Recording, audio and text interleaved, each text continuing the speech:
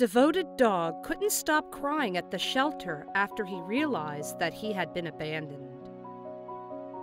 Hello everyone, and welcome to the Storyist. Today, I will tell you a story about a devoted dog who got left at a shelter. When he finally realized he had been abandoned, he couldn't stop crying. Watch the video until the end to find out what happened to that little dog. Our story today begins at a small animal shelter where a man had just dropped off his dog. He was leaving it there for adoption.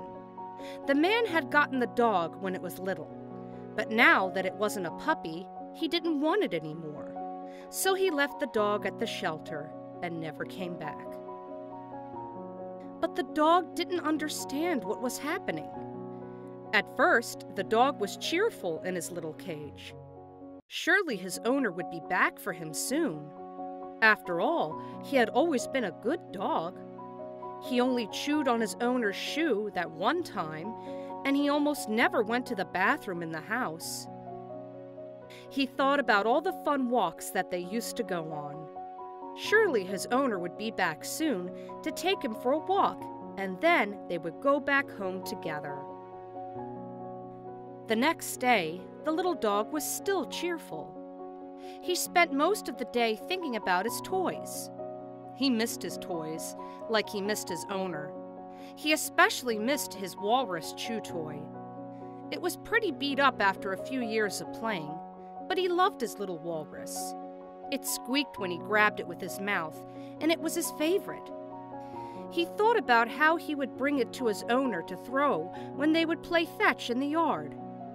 Surely his owner would be back soon to take him home, and then they could play fetch with his favorite toy. The following day, the dog was starting to be less happy. He didn't like the food they gave him here. It wasn't the same as his food at home.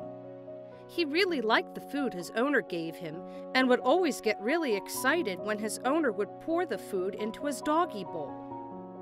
But the food here wasn't the same. And it wasn't in his doggy bowl. It was some other food in some other bowl. He missed his doggy bowl, like he missed his owner.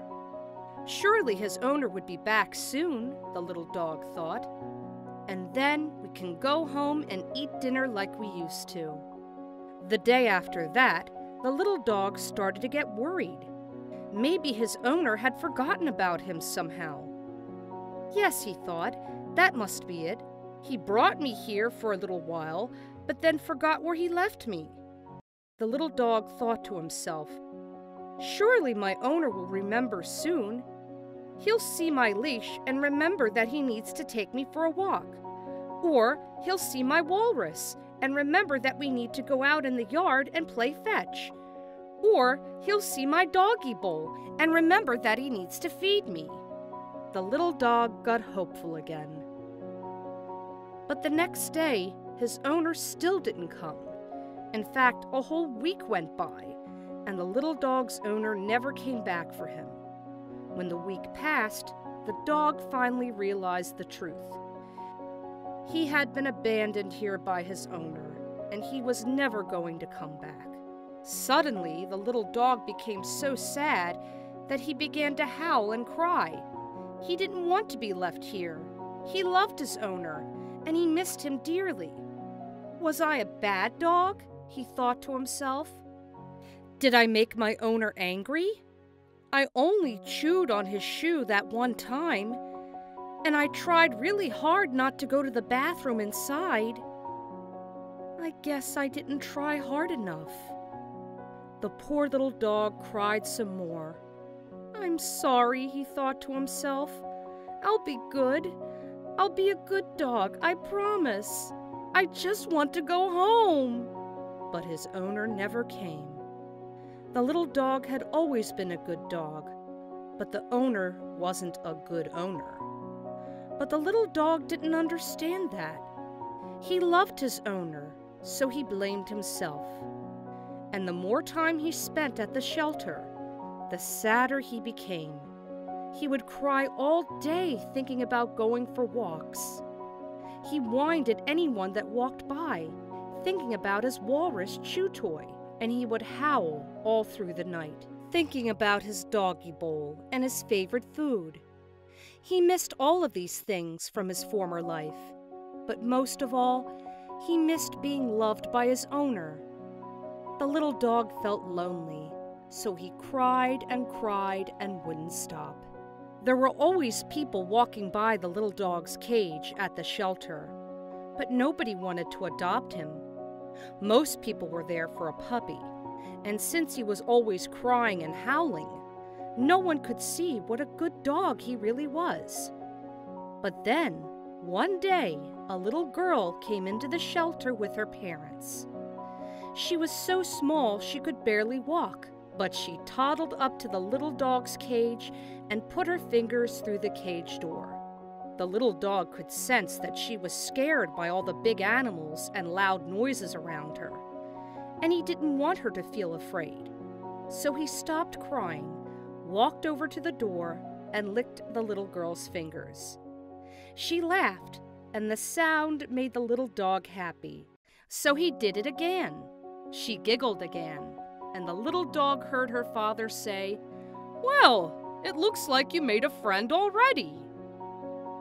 Then the father and mother said some things to each other that the dog couldn't hear. Then they took the little girl away and went into another room. The little dog started crying again. Had he been bad? He didn't understand why no one would love him anymore. But then some of the shelter workers came back. They gently lifted the little dog out of his cage and placed him into a box and carried him into another room. At first, the little dog was scared. But when they put the box down, he looked up straight into the eyes of the little girl, and her parents were there too, talking to some of the people from the shelter. Soon, the box was moving again, and when it stopped, the little dog found himself standing in a strange house. It was unfamiliar and full of smells that the little dog didn't recognize. But then, the little girl walked over and scratched him on the ears and said, "Puppy!" After that, the little dog heard the girl's mother say, "This is your home now.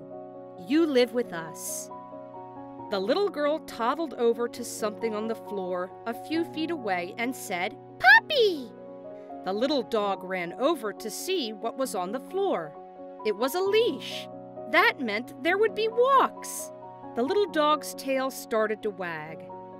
The mother walked over and handed something to the little girl, who threw it as hard as she could.